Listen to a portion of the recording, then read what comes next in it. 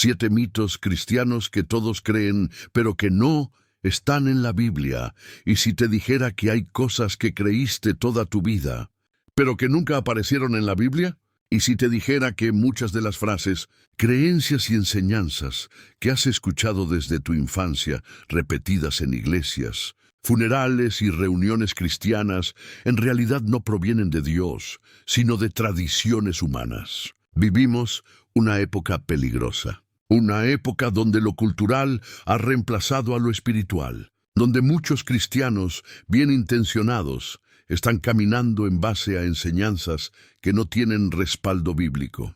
Frases que suenan correctas, que aparentan sabiduría, pero que están vacías de verdad divina. Y mientras oran, cantan y predican con todo su corazón, lo hacen muchas veces desde ideas que Dios nunca habló, desde conceptos que no fueron inspirados por el Espíritu Santo, sino fabricados por el pensamiento humano.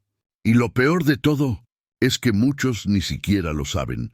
Hoy el Espíritu Santo quiere revelarte algo que puede sacudir tu fe para bien. Vamos a desenmascarar mentiras espirituales que han sido aceptadas como verdades. Vamos a examinar a la luz de las Escrituras esas frases y conceptos que se han infiltrado en la fe cristiana a lo largo de los siglos y que millones repiten sin cuestionar. Este no es un video más, es un llamado urgente a despertar. Porque si construyes tu fe sobre lo que no es verdad, entonces tu vida espiritual estará en peligro.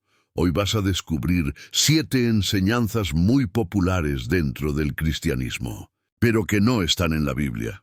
Y lo más importante, también aprenderás cómo reemplazarlas con verdades eternas que sí están en la palabra de Dios. Prepárate, porque este estudio va a sacudir tus certezas, pero también va a darte una base firme sobre la cual reconstruir tu fe. Y antes de que empecemos este viaje espiritual, deja una frase en los comentarios como una oración. Dios, muéstrame la verdad, que esa sea tu llave para abrir el entendimiento. Que esa frase sea tu forma de decir, Señor, yo quiero ver lo que otros no ven. Dale también me gusta a este video. No es un acto superficial. Al hacerlo, estás empujando este mensaje para que llegue a más personas que hoy caminan confundidas y necesitan luz. Y si aún no estás suscrito a este canal, hazlo ahora. Esta casa digital existe para personas como tú, creyentes que ya no se conforman con una fe heredada, sino que quieren una fe basada en la verdad de Dios. Felicidades por estar aquí. Porque este video no es para cualquiera. Es para aquellos que el Espíritu Santo está despertando. Y escúchame bien, la penúltima falsa enseñanza que vamos a desenmascarar hoy es una de las más peligrosas de todas. Es una frase que millones de cristianos creen, que parece bíblica, que incluso se predica desde los púlpitos, pero que en realidad está alimentando una mentira sutil y mortal. Cuando llegues a esa parte, algo se va a romper dentro de ti. Vas a ver la mentira y vas a ser libre. Toma aire profundo. Pide al Espíritu Santo que te acompañe en este estudio. Y comencemos. Primer mito. Los 3 reyes magos. ¿Fueron realmente 3 y eran reyes? Muchos hemos crecido con la imagen entrañable de 3 hombres con coronas, túnicas lujosas y camellos, llegando a un humilde pesebre para adorar al niño Jesús. Esta escena ha sido recreada en obras de teatro navideñas, cuadros religiosos e incluso en canciones populares. Pero, ¿y si te dijera que esta imagen no proviene de la Biblia? Lo que creemos conocer puede ser en realidad el resultado de siglos de tradición que poco tienen que ver con el relato bíblico original. Cuando abrimos el Evangelio de Mateo, capítulo 2, encontramos el único relato en toda la Escritura que menciona a los conocidos magos de Oriente. El texto dice, unos magos vinieron del Oriente a Jerusalén diciendo, ¿dónde está el rey de los judíos que ha nacido? Es importante notar que Mateo nunca especifica cuántos eran. No dice que eran 3. Tampoco los llama reyes. Y por supuesto no menciona nombres como Melchor, Gaspar y Baltasar. La palabra original griega que se traduce como magos es magoi, una palabra usada en la antigüedad para referirse a sabios, astrólogos o sacerdotes de culturas orientales, particularmente de Persia o Babilonia. Entonces, ¿por qué asumimos que eran tres? Simplemente por los tres regalos mencionados: oro, incienso y mirra. Pero el número de obsequios no determina el número de personas. Podrían haber sido 2, 5 o incluso una comitiva de 10 sabios, trayendo tres regalos simbólicos. El hecho de que la Biblia no lo aclare puede tener un propósito: que no nos enfoquemos en los detalles superficiales, sino en el significado espiritual del evento. En cuanto a los nombres de Melchor, Gaspar y Baltasar, estos aparecen por primera vez en escritos del siglo VI, es decir, más de 500 años después del nacimiento de Jesús. Fueron añadidos por la tradición popular, no por inspiración divina. De hecho, algunas tradiciones orientales hablan de hasta 12 magos que vinieron a rendir homenaje al Mesías. En otros relatos apócrifos se mencionan 4 o incluso 2. Lo cierto es que los nombres y el número de los visitantes son producto de la construcción cultural que se desarrolló siglos más tarde, mezclando elementos del imaginario pagano con el relato bíblico.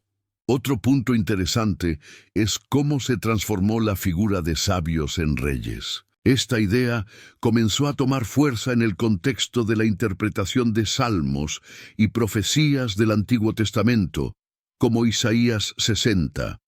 Reyes vendrán a tu luz, y naciones al resplandor de tu nacimiento. La iglesia primitiva comenzó a asociar este tipo de textos mesiánicos con la llegada de los magos, hasta que con el tiempo se asumió que debían ser reyes. Así se reforzaba la imagen del Mesías, siendo reconocido por todas las naciones y reinos del mundo. Sin embargo, una cosa es ver el cumplimiento simbólico de una profecía, y otra muy distinta es alterar los detalles históricos del relato bíblico. Detrás de esta visita hay una enseñanza poderosa. Dios revela su verdad a quienes lo buscan con corazón sincero, sin importar su origen, cultura o religión. Aquellos sabios no eran parte del pueblo de Israel, pero leyeron las señales del cielo, creyeron en una promesa y emprendieron un viaje de fe. Y cuando encontraron al niño, no se quedaron con sus títulos ni su sabiduría. Se postraron y adoraron. Ese es el verdadero mensaje detrás de los llamados Reyes Magos, hombres sabios que reconocieron al verdadero rey. No importa cuántos eran, ni cómo se llamaban, ni si montaban camellos o no. Lo que importa es que buscaron la luz, y la encontraron. Segundo mito: la manzana del Edén, el fruto que nunca fue mencionado. Después de hablar de cómo la tradición puede distorsionar el relato bíblico, es momento de examinar uno de los símbolos más arraigados en la mente colectiva de los creyentes, la famosa manzana, que supuestamente causó la caída de la humanidad. Esta imagen está en pinturas, esculturas, libros infantiles y hasta en logotipos modernos. Pero ¿realmente fue una manzana el fruto que Adán y Eva comieron en el huerto del Edén? La respuesta, basada en la Escritura, puede sorprenderte. En Génesis 3:6, el texto dice: «Y vio la mujer que el árbol era bueno para comer, y que era agradable a los ojos, y árbol codiciable para alcanzar la sabiduría, y tomó de su fruto, y comió». Lo primero que debemos notar es que en ningún momento se menciona qué tipo de fruto era. La palabra usada en hebreo es peri, que simplemente significa fruto. No hay descripción del color, la forma ni el sabor. Solo sabemos que era el fruto del árbol del conocimiento del bien y del mal. La idea de que fue una manzana no está en la Biblia y tampoco en la tradición judía antigua. Entonces, ¿de dónde salió esa imagen tan popular? Para encontrar la respuesta debemos remontarnos a la traducción de la Biblia al latín en el siglo IV, conocida como la Vulgata, realizada por San Jerónimo. Al traducir el pasaje de Génesis, usó la palabra latina malum, que significa tanto mal como manzana. Esta coincidencia lingüística, un juego de palabras involuntario, fue suficiente para que en la Edad Media los artistas y teólogos comenzaran a representar el fruto prohibido como una manzana literal. El fruto del malum, el fruto del mal, se convirtió visualmente en una manzana. La conexión era tentadora y fácilmente comprensible para la mente medieval. Pero si regresamos al contexto geográfico y cultural del Medio Oriente bíblico, descubrimos algo aún más revelador.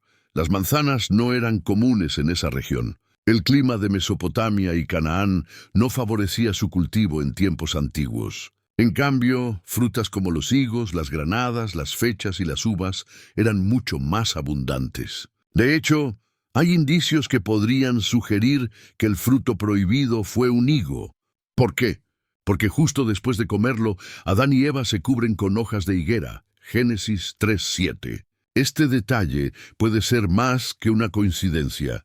Otros estudiosos apuntan a la granada, una fruta rica en simbolismo religioso en el mundo antiguo. La granada era un símbolo de fertilidad, poder y vida en muchas culturas, incluida la israelita. Sea cual haya sido el fruto real, lo cierto es que la Biblia guarda silencio, y tal vez lo hace con intención. El mensaje de Génesis no gira en torno a una fruta específica, sino al acto de desobediencia.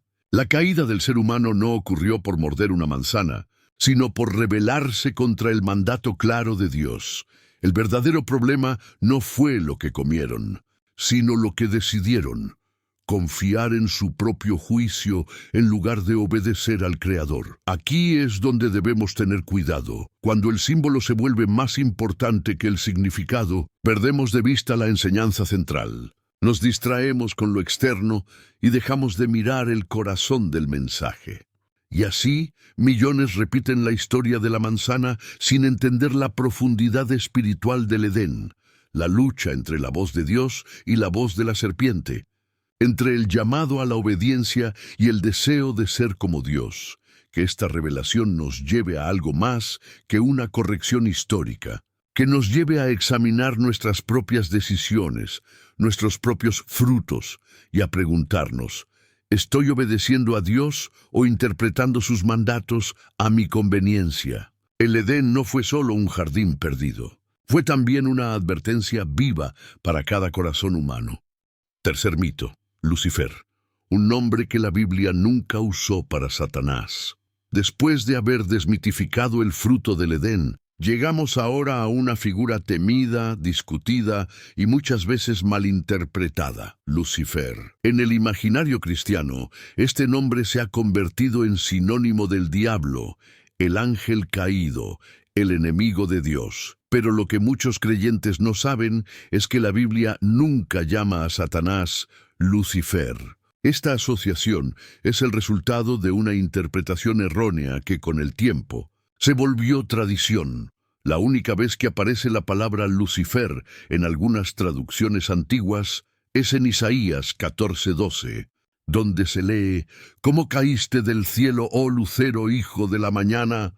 Aquí la palabra hebrea original es Elel, que significa brillante, resplandeciente, o incluso el que resplandece. Este término hacía referencia poética al planeta Venus, también conocido como la estrella de la mañana, por su resplandor justo antes del amanecer. El profeta Isaías, en ese capítulo, no está hablando de Satanás, sino del rey de Babilonia. Si leemos desde el versículo 4, el texto dice claramente: «Pronunciarás este proverbio contra el rey de Babilonia». Isaías usa una metáfora poderosa para describir cómo un rey arrogante que se había exaltado por encima de todos terminaría cayendo en desgracia. Es un mensaje contra la soberbia humana, no una descripción del origen del diablo.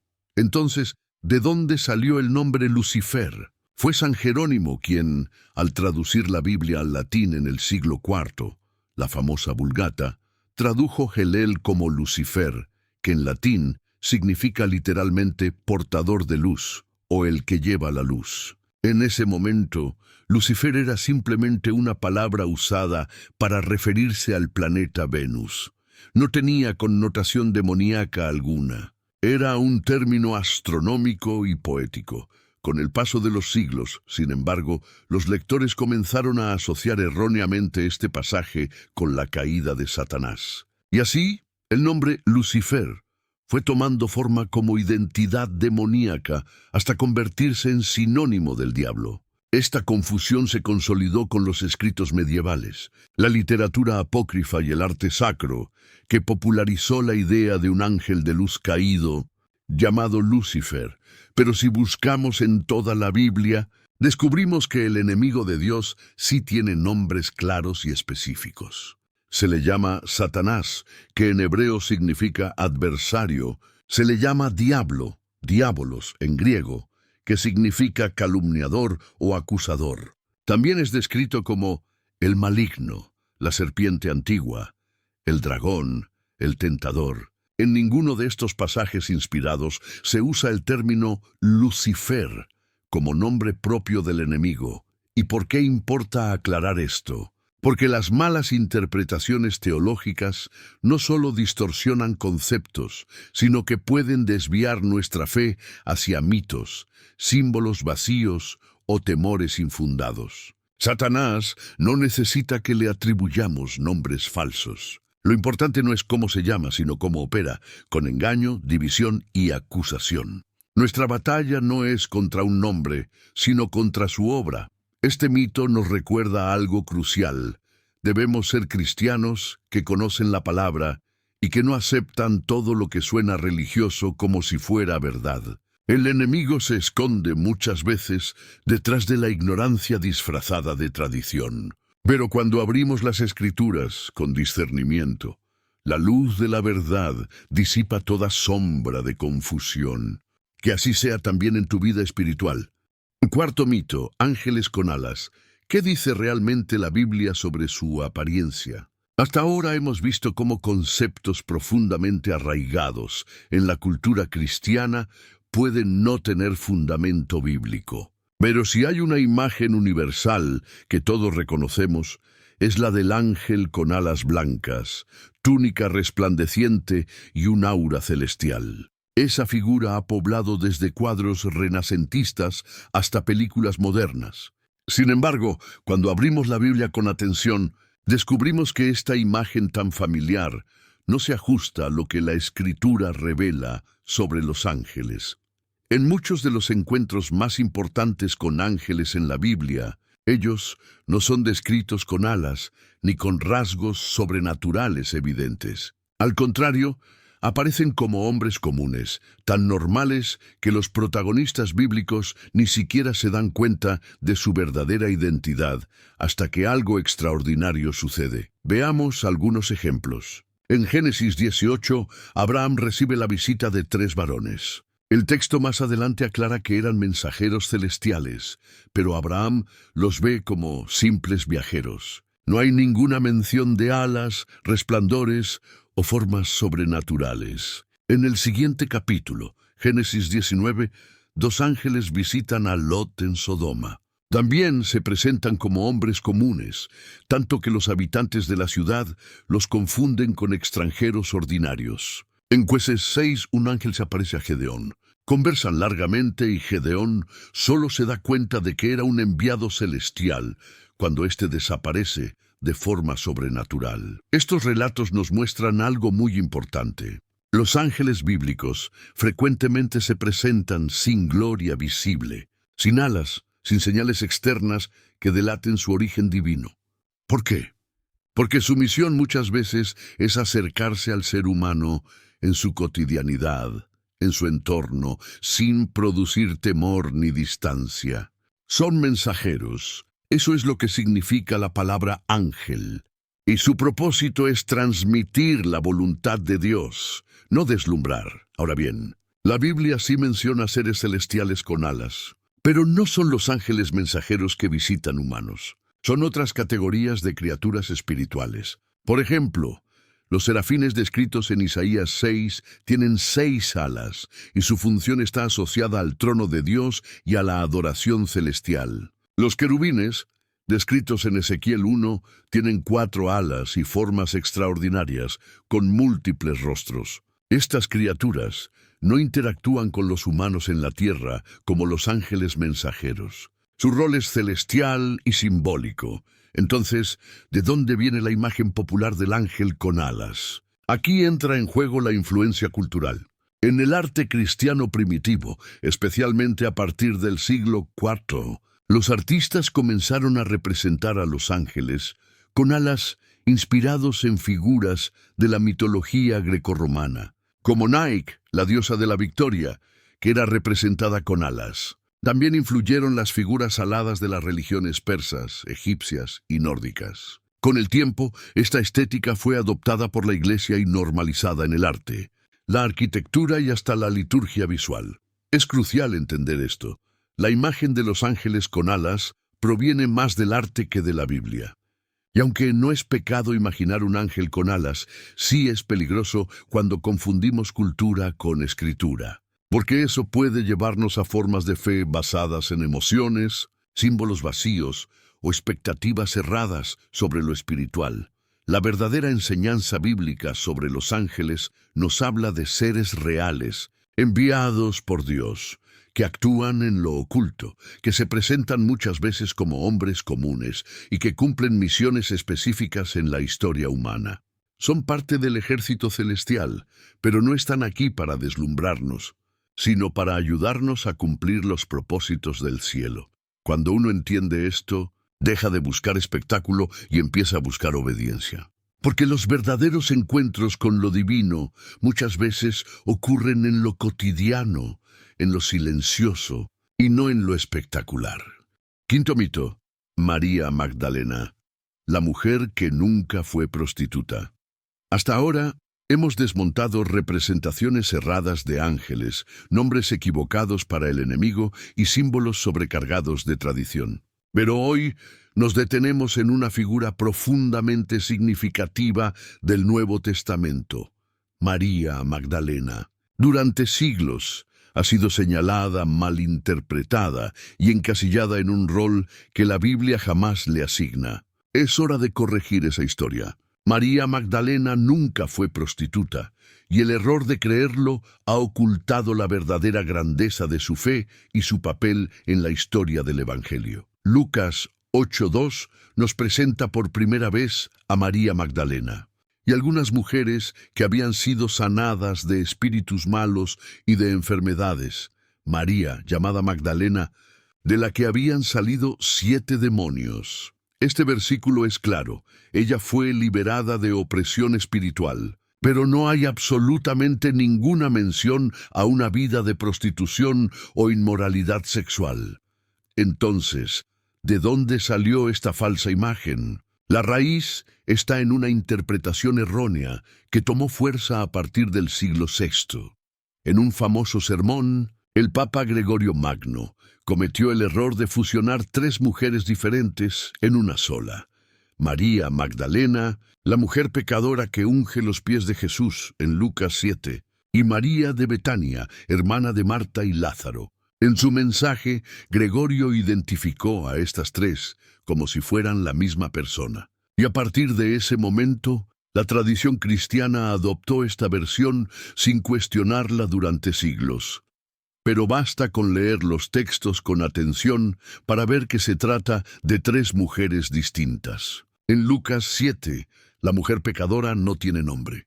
Solo se nos dice que irrumpe en la casa de Simón el fariseo, llorando, y unge los pies de Jesús como acto de arrepentimiento. En Juan 12, María de Betania aparece claramente identificada como la hermana de Marta y Lázaro. Y en Lucas 8, María Magdalena es presentada en otro contexto completamente distinto, como una seguidora fiel, liberada por Jesús, que lo acompañaba junto a otras mujeres en su ministerio. Confundirlas ha sido un error histórico de enormes consecuencias. Se ha empañado la imagen de una de las discípulas más fieles de Jesús, reduciéndola injustamente a una caricatura de mujer arrepentida. Pero María Magdalena fue mucho más que eso.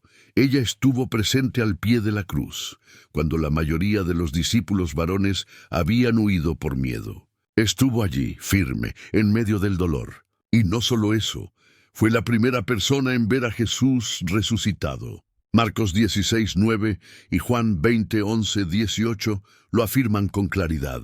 Fue a ella, no a Pedro, no a Juan, no a ningún apóstol, a quien el Señor resucitado se apareció primero. Y fue ella quien recibió la instrucción de ir y anunciar la resurrección a los demás. Una misión apostólica entregada a una mujer. Este detalle es profundamente revelador. En una cultura donde el testimonio de las mujeres no era considerado válido legalmente, Jesús le confía a María Magdalena la proclamación del evento más importante del cristianismo. Eso nos habla no solo de su dignidad, sino del valor que el reino de Dios da a quienes son fieles sin importar su género o pasado. Reconocer este mito y desmantelarlo no es solo un ejercicio académico, es un acto de justicia espiritual, un rescate del verdadero testimonio de una mujer transformada, comprometida y valiente. María Magdalena no fue prostituta. Fue testigo, discípula y mensajera del Evangelio, y su ejemplo nos desafía a romper etiquetas, a no quedarnos con lo que nos contaron, sino a ir a la palabra y ver con ojos limpios lo que allí realmente está escrito. Sexto mito. El 25 de diciembre, Jesús nació realmente en esa fecha. Después de restaurar la verdadera identidad de María Magdalena, nos encontramos ahora con otra creencia tan difundida que pocos se detienen a cuestionarla. Cada año, millones de cristianos celebran el nacimiento de Jesús el 25 de diciembre, como si esa fuera la fecha exacta en la que el Salvador vino al mundo. Pero si miramos con atención lo que la Biblia realmente dice, y también lo que no dice, descubriremos que este día tan emblemático no fue revelado por Dios, sino establecido por conveniencia siglos después. Lo primero que debemos entender es que ninguno de los evangelios menciona una fecha específica para el nacimiento de Cristo. Ni Mateo ni Lucas, los únicos evangelistas que narran la historia del nacimiento, nos dan detalles sobre el día, el mes o la estación. Lo que encontramos son pistas indirectas, que si se analizan cuidadosamente, apuntan a una fecha muy diferente al invierno.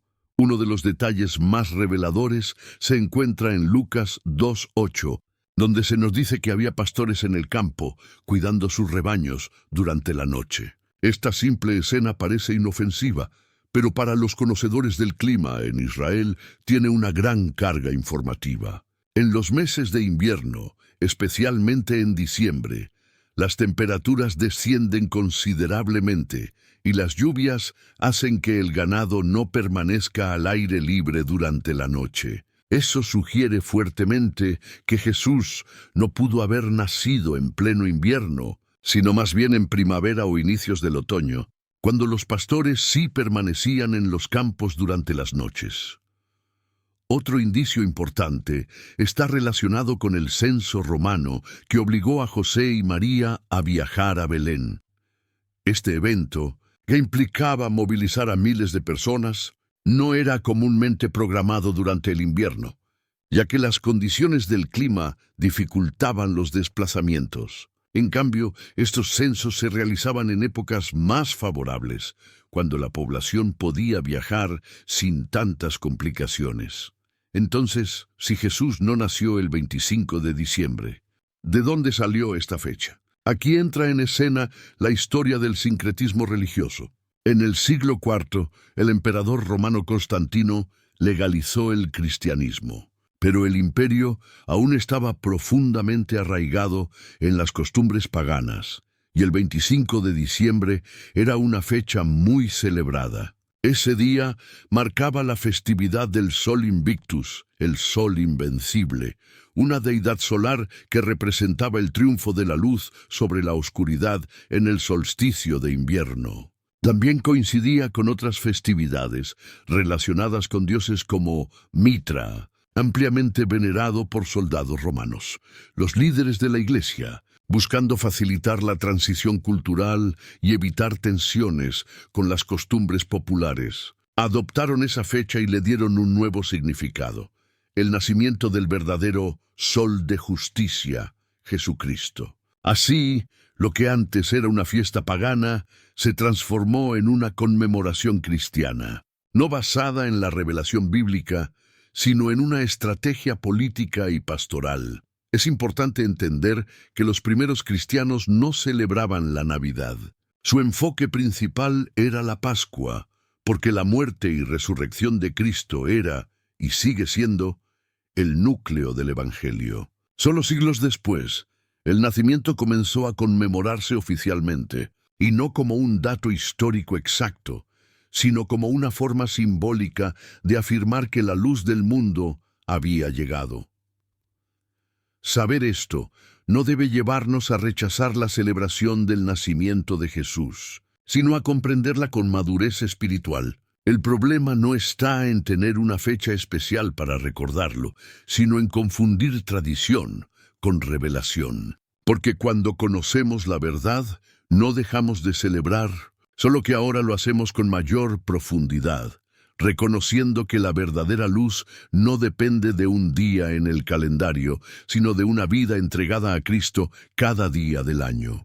Séptimo mito: el limbo, un lugar que nunca aparece en las Escrituras. A lo largo de este recorrido, hemos desenmascarado tradiciones que se mezclaron con la verdad bíblica. Ahora llegamos a uno de los conceptos más delicados y emocionalmente cargados en la historia de la teología: el limbo.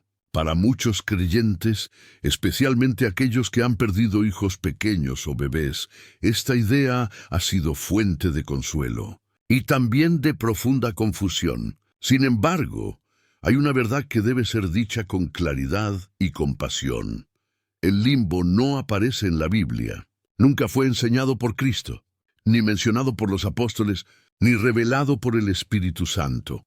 Es una construcción puramente teológica, nacida siglos después del cierre del canon bíblico. El concepto del limbo comenzó a tomar forma en la Edad Media, especialmente alrededor del siglo XI.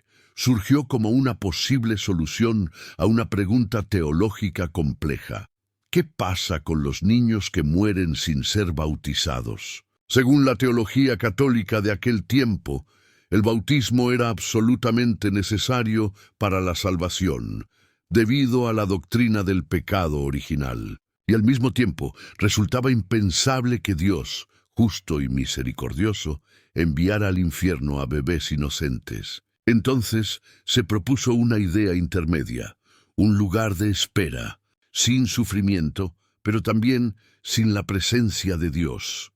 Ese fue el limbo, un estado hipotético de felicidad natural, pero sin la visión beatífica del cielo. ¿Pero qué dice la Escritura sobre esto? Nada. No existe un solo versículo, ni en el Antiguo ni en el Nuevo Testamento, que mencione el limbo. La palabra ni siquiera aparece. Por el contrario, Jesús habló con un amor profundo y directo hacia los niños. En Mateo 19:14 dijo: «Dejad a los niños venir a mí, y no se lo impidáis, porque de los tales es el reino de los cielos». Y en Marcos 10:14, el mismo mensaje es reafirmado con más fuerza. Jesús se indignó al ver que los discípulos alejaban a los niños. Su reacción fue clara y firme. Para Jesús, los niños no eran excluidos del reino por no estar bautizados. Al contrario, eran modelos de fe, receptores naturales de la gracia divina. Una historia particularmente poderosa se encuentra en 2 Samuel 12:23. El rey David, tras perder a su hijo recién nacido, expresa una esperanza profunda: «Yo voy a él, mas él no volverá a mí». Esta declaración no es solo una resignación al duelo, es una afirmación de confianza. David creía que volvería a encontrarse con su hijo en la presencia de Dios. No hay limbo, no hay ambigüedad, solo esperanza basada en la misericordia del Señor. Y esta misma comprensión ha ido ganando terreno incluso dentro de las estructuras formales de la Iglesia. En 2006, el Vaticano, a través de la Comisión Teológica Internacional, publicó un documento titulado La esperanza de salvación para los niños que mueren sin bautismo. En él, se reconoce que el limbo nunca fue una doctrina oficial ni un dogma. Más aún, se afirma que podemos tener esperanza razonable de que Dios, en su infinita misericordia, acoge a estos niños en su presencia eterna. Entonces, ¿por qué es tan importante desmontar este mito? Porque detrás de esta falsa enseñanza hay corazones rotos, padres angustiados, generaciones marcadas por el temor en lugar de la gracia. Y la verdad de la palabra es más fuerte que cualquier construcción humana. Dios no es un juez frío que excluye a los más inocentes por cuestiones rituales. Dios es Padre, y sus brazos están siempre abiertos para los que no tuvieron siquiera la oportunidad de elegir. Saber esto transforma el duelo en esperanza, transforma la culpa en descanso, y nos invita a mirar a Dios no a través de los lentes de la tradición, sino desde la revelación viva de su amor eterno, porque en el corazón del Padre ningún niño queda fuera. Acabas de descubrir 7 de los mitos más comunes que millones de cristianos creen sin cuestionar. Y si llegaste hasta aquí, es porque algo dentro de ti está despertando. Un deseo profundo de conocer la verdad de Dios sin filtros, sin tradiciones humanas que distorsionen el mensaje puro del Evangelio. Pero lo que viene a continuación es aún más importante, porque no basta con identificar lo que es falso. Ahora debemos entender cómo lo falso se infiltra. ¿Cómo es posible que tantas personas sinceras hayan creído durante siglos en enseñanzas que nunca estuvieron en la Biblia? Aquí entramos en un terreno delicado, pero absolutamente necesario, el peligro de confundir tradición con revelación. Muchos creyentes no caen porque rechacen a Dios, sino porque aceptan costumbres religiosas como si fueran mandamientos divinos. Y este error no es nuevo. Jesús mismo lo enfrentó cara a cara. En Marcos 7, Jesús confronta a los fariseos con una frase contundente que aún hoy resuena como una espada en el corazón de la religión vacía. Invalidan la palabra de Dios con su tradición que habéis transmitido. Esas palabras fueron dirigidas a líderes espirituales que amaban más sus sistemas que al Dios vivo. Tenían tantas reglas, rituales y estructuras humanas que ya no quedaba espacio para escuchar al Espíritu Santo.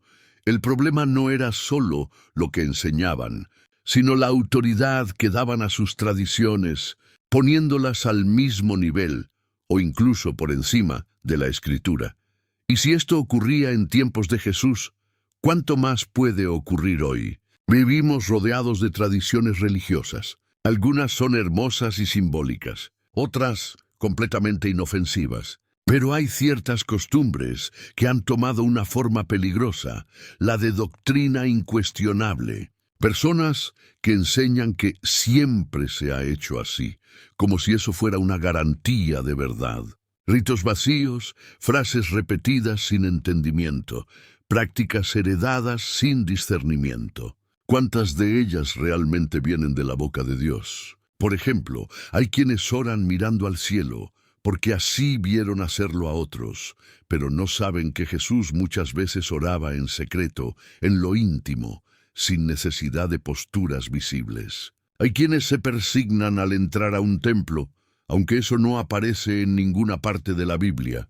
Hay quienes creen que ciertos objetos, frases o movimientos físicos tienen poder espiritual, cuando la Biblia afirma que el poder no está en los rituales, sino en la fe viva y en la comunión con Dios. No se trata de rechazar todo lo antiguo, sino de examinarlo con la luz de la palabra. Porque cuando una tradición comienza a ocupar el lugar que solo le corresponde a la verdad revelada por Dios, entonces se convierte en un ídolo silencioso que reemplaza la voz del Espíritu. Estamos adorando a Dios como Él quiere o como a nosotros nos resulta más cómodo. Esa es la pregunta que marca la diferencia entre una fe viva y una religión muerta. Y es una pregunta que cada creyente, cada iglesia, cada líder espiritual debe hacerse con sinceridad. No basta con ser sincero, es necesario ser bíblico. Y para eso, lo que exploraremos a continuación te ayudará a abrir los ojos aún más, porque ahora entraremos en los mecanismos espirituales que te permitirán distinguir la verdad de la tradición con mayor claridad. Prepárate para seguir profundizando. Al ver cómo las tradiciones humanas pueden desplazar la verdad divina, surge una inquietud aún más profunda. ¿Y si algunas de las creencias más populares nacieron no solo de costumbres, sino de errores de traducción? ¿Y si ciertas palabras, mal traducidas durante siglos, nos han hecho construir doctrinas enteras sobre bases que nunca existieron en el texto original? Esta posibilidad no solo es real, sino histórica, y ha impactado a millones de creyentes sin que lo sepan. Uno de los casos más conocidos es el uso del nombre Lucifer para referirse a Satanás. Como ya descubriste anteriormente, la palabra original en Isaías 14:12 es Helel, que significa brillante o lucero. No es un nombre propio ni una referencia directa al diablo, sino una metáfora poética dirigida al rey de Babilonia. Sin embargo, cuando San Jerónimo tradujo la Biblia al latín en el siglo IV, la famosa Vulgata latina, utilizó la palabra Lucifer, que en latín significa portador de luz. Lo que era una metáfora se convirtió en un nombre. Y ese pequeño error lingüístico dio lugar a toda una mitología alrededor del supuesto nombre celestial de Satanás. Pero este no fue un caso aislado. Existen otras palabras y frases que, al ser mal traducidas, alteraron por completo la comprensión del mensaje bíblico. Por ejemplo, la palabra griega metanoia, que significa cambio de mente o transformación interior, fue traducida durante siglos como penitencia, lo que desvió el énfasis del arrepentimiento sincero hacia actos exteriores de castigo o dolor físico. Otro ejemplo es la palabra hebrea Sheol, que significa simplemente sepulcro o morada de los muertos, pero fue traducida como infierno en muchos contextos, alimentando una imagen equivocada del más allá. Estos errores, aunque a veces involuntarios, moldearon la forma en que millones de personas entendieron a Dios, al pecado, al cielo, al infierno, incluso al mismo Salvador. Por eso es tan vital comprender que la fe cristiana no se basa en traducciones humanas, sino en la revelación divina. Y aunque Dios puede hablarnos por medio de cualquier versión de la Biblia, también nos llama a ser creyentes maduros, capaces de escudriñar, investigar y entender. Hoy tenemos acceso a herramientas que generaciones anteriores nunca imaginaron: Biblias interlineales, concordancias digitales, recursos académicos que permiten consultar el hebreo y el griego originales. Ya no estamos limitados a lo que nos fue traducido. Podemos ir directamente a las raíces, pedir al Espíritu Santo entendimiento y ver la palabra como fue inspirada. Esto no se trata de desconfiar de toda traducción, sino de desarrollar una actitud de búsqueda espiritual. Porque la verdad no teme ser investigada. De hecho, cuando amas la verdad, te comprometes con ella más allá de lo superficial. Y aquí es donde muchos creyentes dan un salto en su caminar con Dios. Dejan de ser simples oyentes y se convierten en buscadores de la verdad. Personas que no repiten lo que otros dicen, sino que se sumergen en la Escritura con reverencia, con pasión y con deseo de agradar a Dios en espíritu y en verdad. Porque cada palabra cuenta, cada coma, cada matiz, cada contexto. Y lo que vamos a explorar ahora te mostrará que el problema no es solo lo que leemos, sino cómo lo interpretamos. Prepárate para el siguiente paso en este viaje espiritual: entender la diferencia entre lo que la Biblia dice y lo que nosotros asumimos que dice. Y si errores de traducción pueden moldear creencias, ¿qué decir de aquellos que, con pleno conocimiento, manipulan la verdad. Aquí ya no hablamos de fallos accidentales o tradiciones mal heredadas. Hablamos de una realidad mucho más peligrosa, cuando la mentira se disfraza de verdad dentro de los propios altares.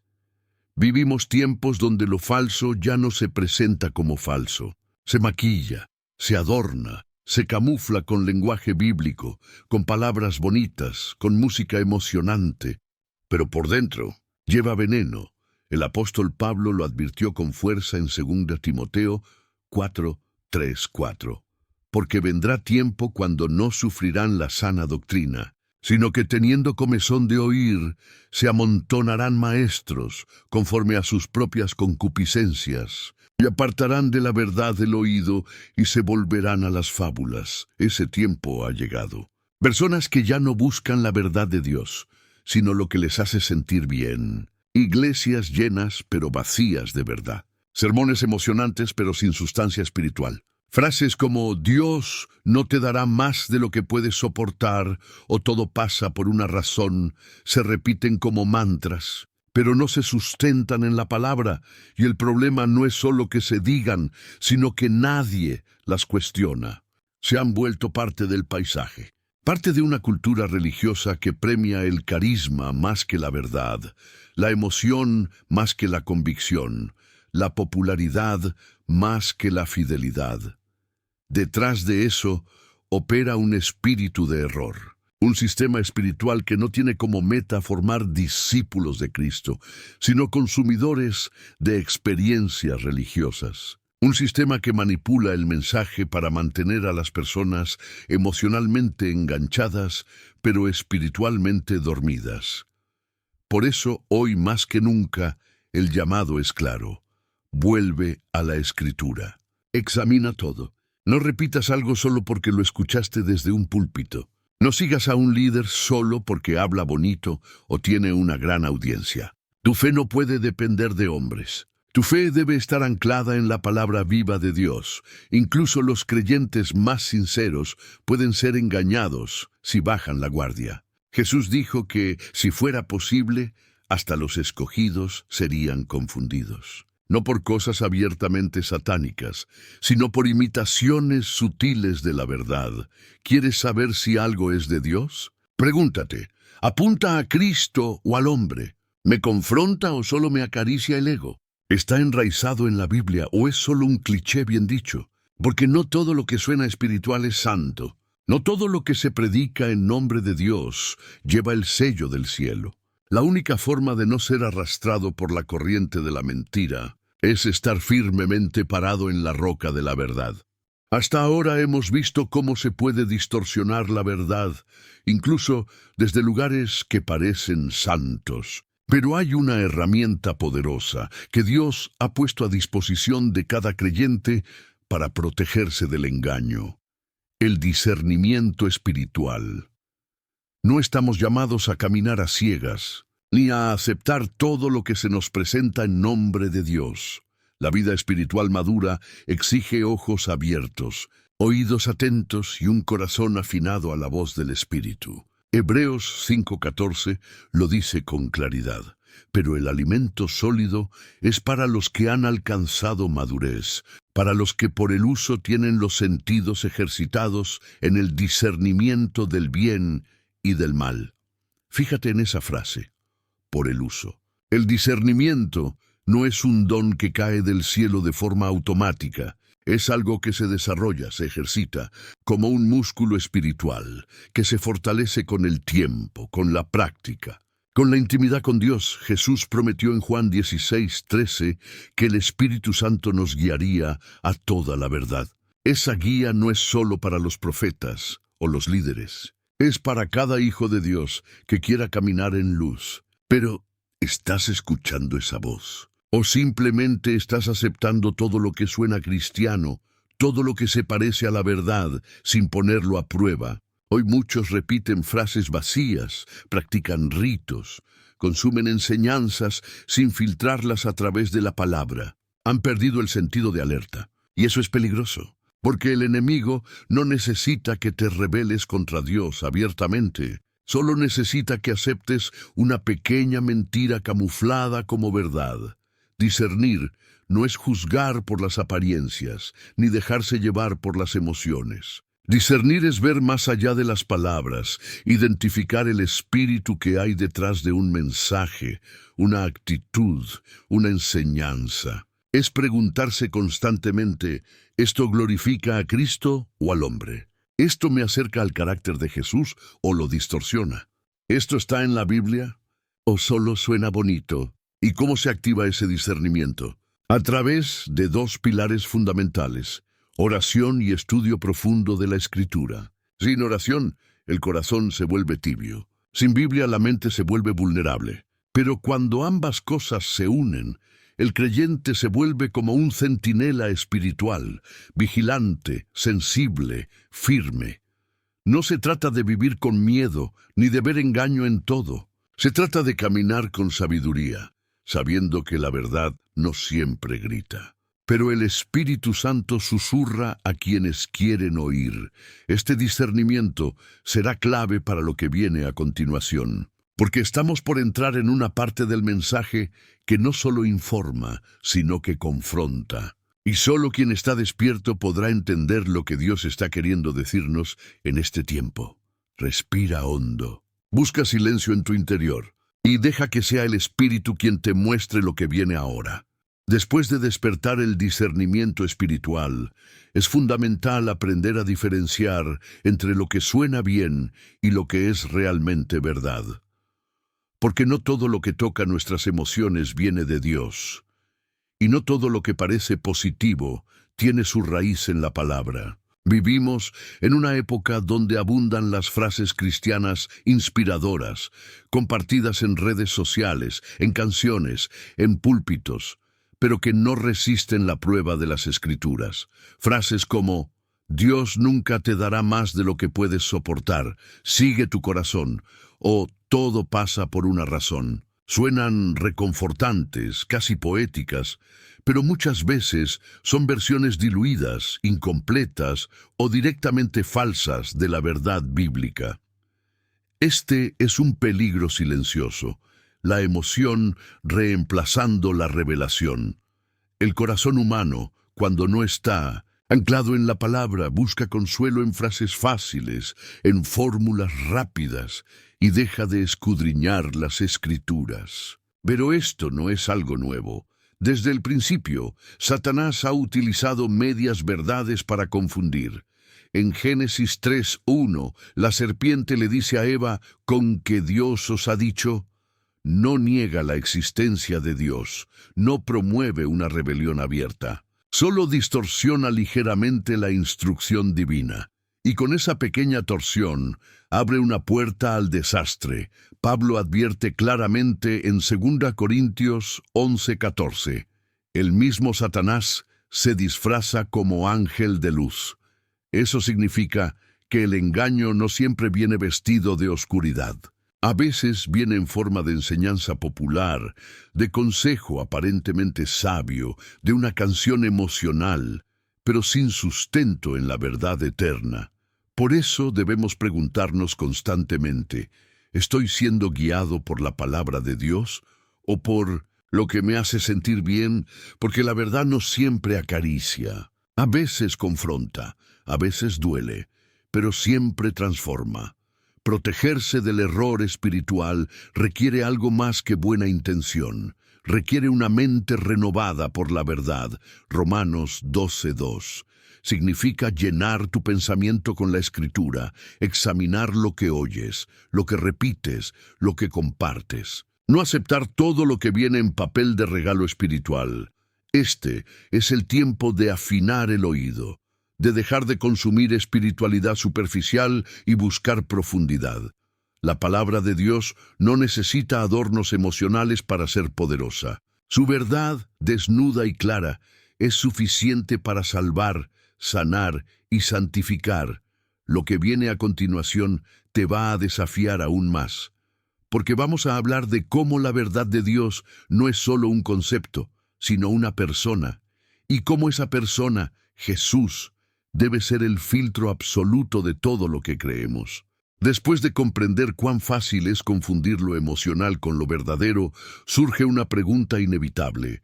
¿Qué autoridad está gobernando realmente nuestra fe? Porque si no es la palabra de Dios, entonces ¿qué está moldeando nuestras convicciones? Este es el momento de volver a un principio que siglos atrás sacudió los cimientos del cristianismo.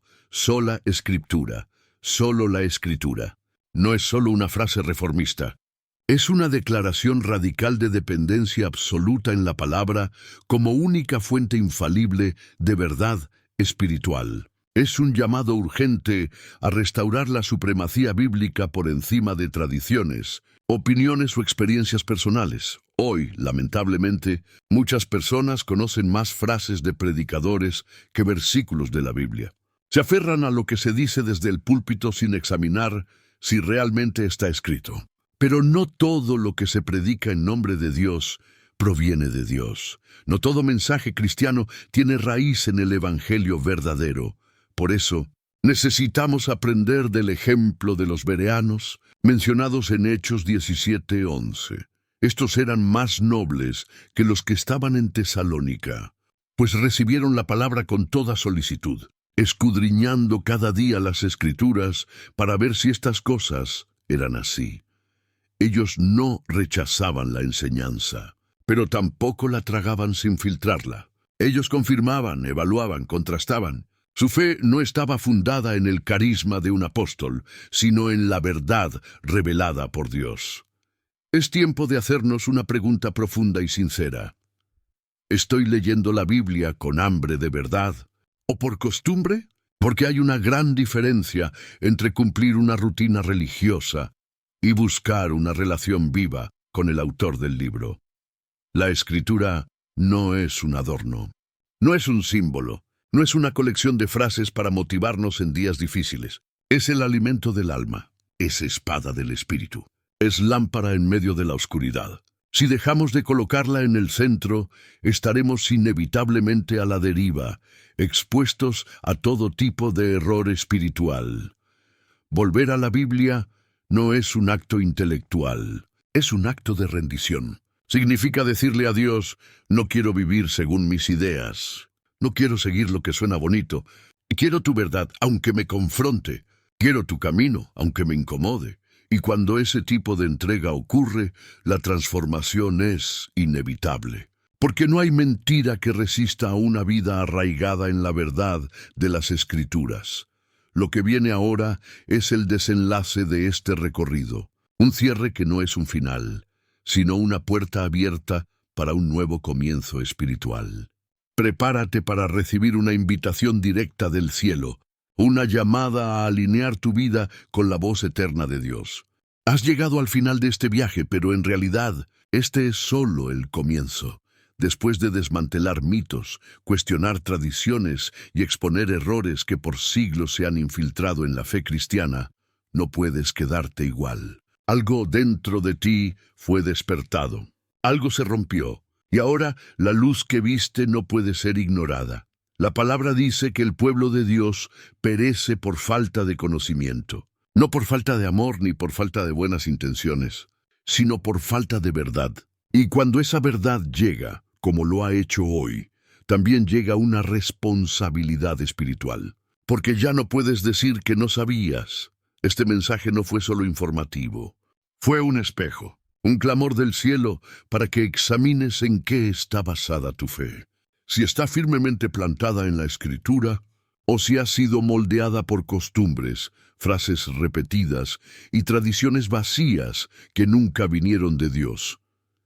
Tal vez hoy te diste cuenta de que muchas cosas que creías nunca estuvieron en la Biblia, y aunque eso pueda sacudir tu mente, también puede liberar tu corazón. Porque cuando la verdad llega, también llega la oportunidad de empezar de nuevo, con más claridad, más profundidad y más autenticidad.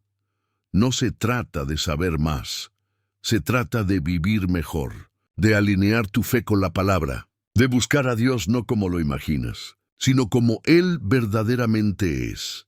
Cada revelación que recibiste hoy te acerca un paso más a una vida espiritual más sólida, más bíblica y más viva. Y aunque el mundo espiritual esté lleno de engaños sutiles, tú no naciste para caminar en confusión. Naciste para caminar en verdad. Este video ha sido una invitación a crecer, a despertar, a dejar de repetir lo que siempre se dijo y comenzar a escudriñar lo que Dios realmente dijo. Que el Espíritu Santo fortalezca tu discernimiento. Que la Escritura vuelva a ser tu brújula. Y que nunca más confundas tradición con revelación, porque cuando conoces la verdad, ya no hay vuelta atrás. Y esa verdad, aunque duela al principio, siempre trae libertad. Amén.